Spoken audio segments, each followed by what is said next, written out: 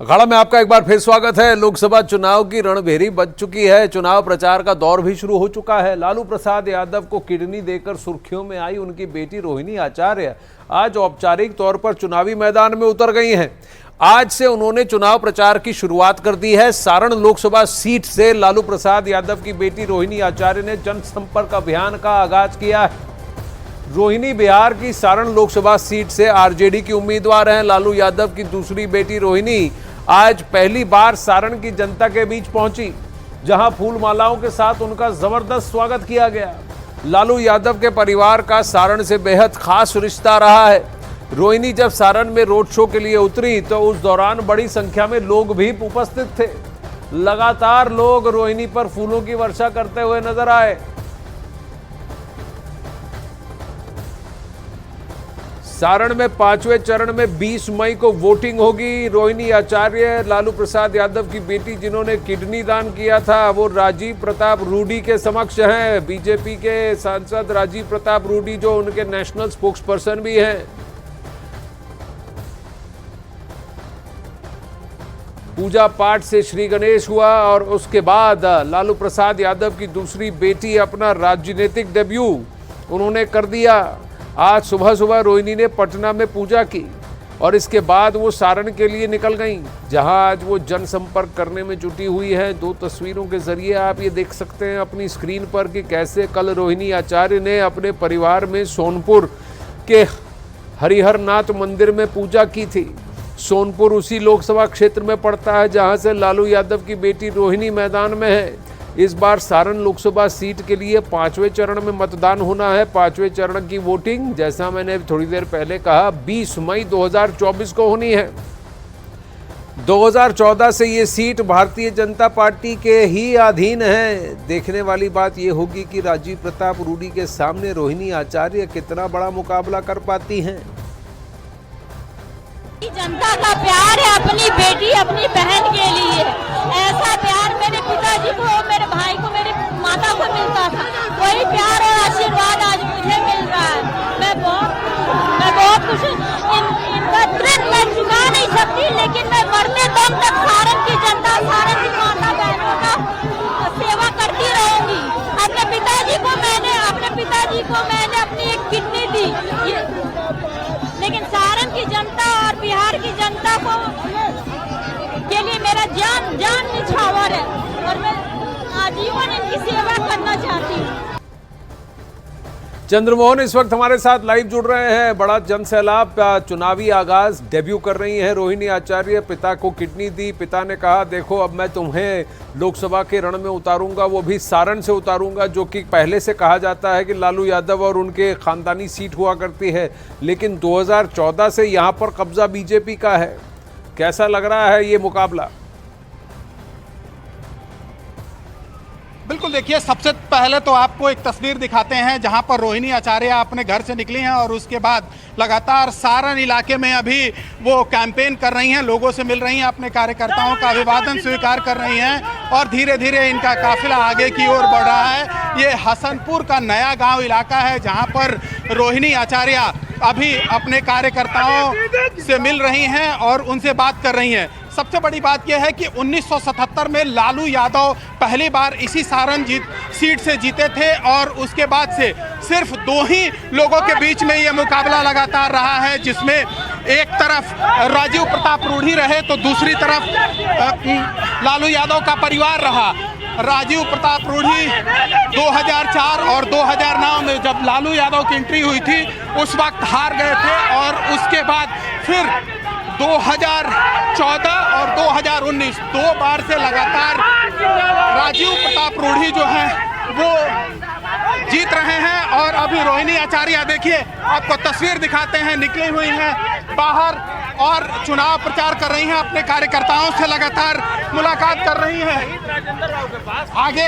आगे देखिए, ये सामने की तस्वीर है जहां पर लगातार वो अपने कार्यकर्ताओं से मिलती मुलाकात करते धीरे धीरे आगे बढ़ रही हैं और भारी संख्या में लोग यहाँ पर मौजूद दिखाई दे रहे हैं। तो साफ तौर पर समझा जा सकता है कि एक तरफ रोहिणी आचार्य और दूसरी तरफ राजीव प्रताप रूडी इस बार का चुनाव दिलचस्प होने जा रहा है सारण का, लेकिन ये शुरू से ही सिर्फ दो ही लोगों के बीच में हमेशा से लड़ाई रही।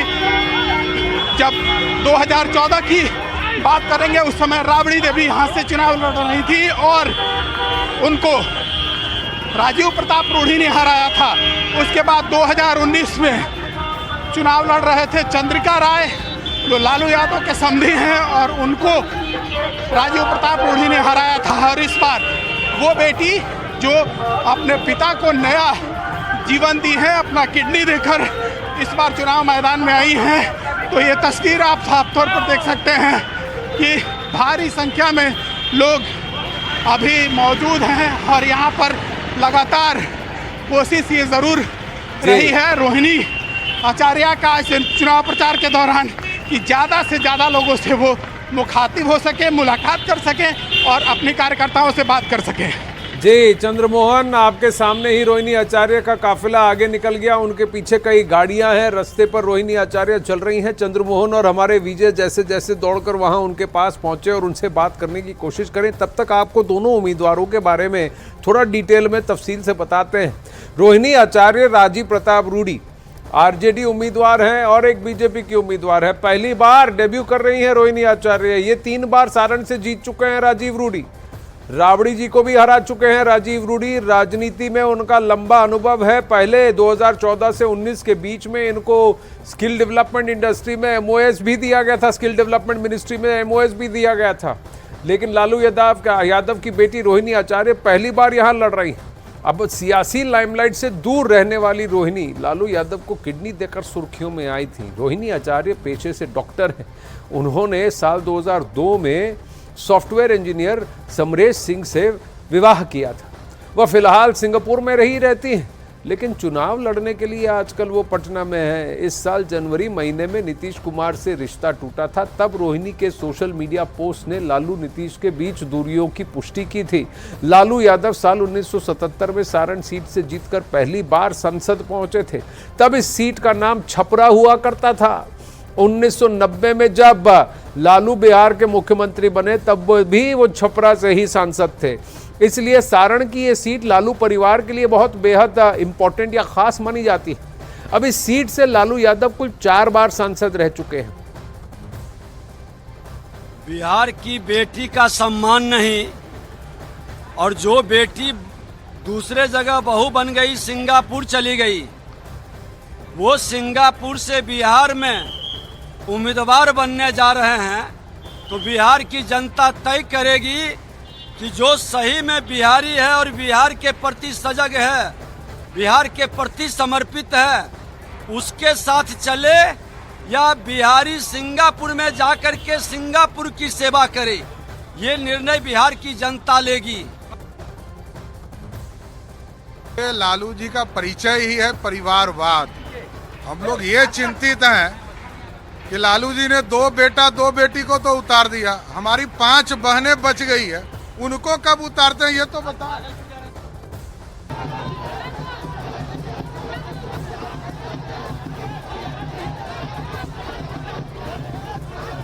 अब वहीं रोहिणी आचार्य और राजीव रूढ़ी के बीच की ये टक्कर होगी सारण की सीट के लिए, जहां पर जातीय समीकरण अगर आपके सामने स्क्रीन पर है, अगर आप देखें तो 25% यादव समुदाय हैं, 23% राजपूत, 20% वैश्य, मुस्लिम पर से संख्या 13% और दलित संख्या 12% है।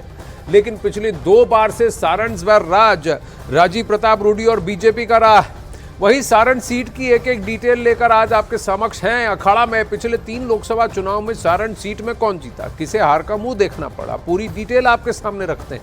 2014 से सारण सीट बीजेपी के पास है। 2019 में लालू यादव के समधी और आरजेडी उम्मीदवार चंद्रिका राय को बीजेपी के राजीव रूढ़ी ने हराया था। चंद्रिका राय फिलहाल जेडीयू में। 2014 के लोकसभा चुनाव में लालू यादव की पत्नी और आरजेडी उम्मीदवार राबड़ी देवी को राजीव प्रताप रूढ़ी के हाथों मात खानी पड़ी थी, जबकि 2009 में लालू प्रसाद यादव ने बीजेपी के ही राजीव रूढ़ी को पटखनी दी थी। तो इस सीट की एक हिस्ट्री है। आगे कौन जीतेगा फिलहाल तो मिस्ट्री है, लेकिन अगर राजीव रूढ़ी ने वहां पर काम किया है बतौर सांसद और उनकी पकड़ वहां मजबूत है, तो फिर जो एक इम्पोर्ट हैं, जहाँ कहा जा रहा है रोहिणी आचार्य जो सिंगापुर में रहती हैं, कई सालों से वहां रही हैं, अभी चुनाव के दौरान पटना आई हैं, क्या उनको समर्थन मिलेगा, ग्राउंड पर ट्रैक्शन मिलेगा, देखने वाली बात है। वहीं सारण लोकसभा परिवार के कई सदस्यों ने रूडी जी को हराने का प्रयास किया था। मुझे लगता है प्रधानमंत्री जी के नेतृत्व में जिस तरीके से एनडीए गठबंधन मजबूती से आगे बढ़ रहा है, जहां एक तरफ हम लोग नामांकन और तमाम तरीके की चुनावी प्रचार हम लोग शुरू कर चुके हैं, 4 तारीख को प्रधानमंत्री औपचारिक तौर पर चुनाव प्रचार की शुरुआत कर देंगे, तो वहीं महागठबंधन के भीतर सीटों को लेकर, प्रत्याशियों को लेकर तमाम विवाद अभी भी बरकरार हैं। ये दर्शाता है कि वो गठबंधन कितना असहज है। सारण लोकसभा सीट में कुल 6 विधानसभा क्षेत्र हैं। 4 सीट पर आरजेडी का कब्जा है, जबकि 2 सीट बीजेपी के पास है। मरहौरा सीट आरजेडी के पास, छपरा सीट बीजेपी के पास, अमनौर सीट बीजेपी पर है, बीजेपी के पास है, तो सोनपुर सीट आरजेडी के पास, गुरखा भी आरजेडी के पास और परसा की सीट भी आरजेडी के पास। तो 6 में से 4 विधानसभा क्षेत्र आरजेडी के पास है। पर लोकसभा में नतीजा क्या होगा? पिछली बार की तरह अब की बार भी क्या बीजेपी के उम्मीदवार आरजेडी के उम्मीदवार को पटकनी देंगे, या फिर इस बार स्टोरी कुछ अलग होगी? देखने वाली बात है।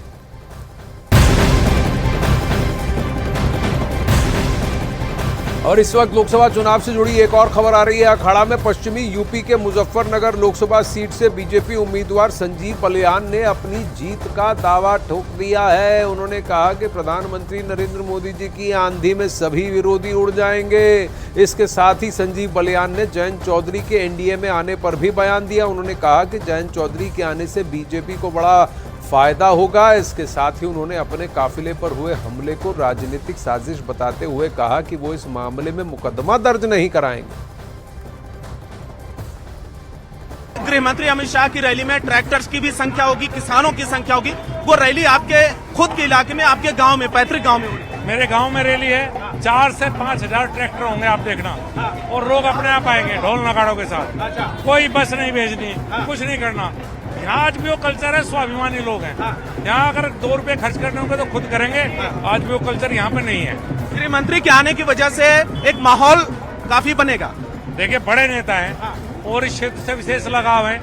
तो जब हमारे प्रभारी थे तो पश्चिम उत्तर प्रदेश को बेखूब जानते हैं, यहाँ की नस पहचानते हैं। तो उनका बड़ा, और मेरे जैसे बहुत से युवाओं को उन्होंने मौका दिया राजनीति में आने का, जो आज उत्तर प्रदेश की राजनीति में ज्यादातर लोगों को अमित शाह जी ने मौका दिया। इसके अलावा जयंत चौधरी के आने का फायदा बीजेपी को बिल्कुल। और जयंत जी भी कल की रैली में रहेंगे। तो जयंत चौधरी चूंकि लोकदल का फेस है, कार्यकर्ता है, तो निश्चित रूप से उनका आने हमें फायदा है और हमारा उन्हें फायदा है। अच्छा, मुजफ्फरनगर में ये माना जा रहा है कि जो सपा के कैंडिडेट हैं वो काफी पुराने हैं, मजबूत हैं, वो टक्कर में है, कहीं आप मानते हैं? पुराने हैं और मजबूत भी हैं, लेकिन मोदी जी की आंधी है। इस आंधी में बड़े बड़े पेड़ उखड़ेंगे, पहले भी उखड़ते हैं और इस बार भी उखड़ेंगे।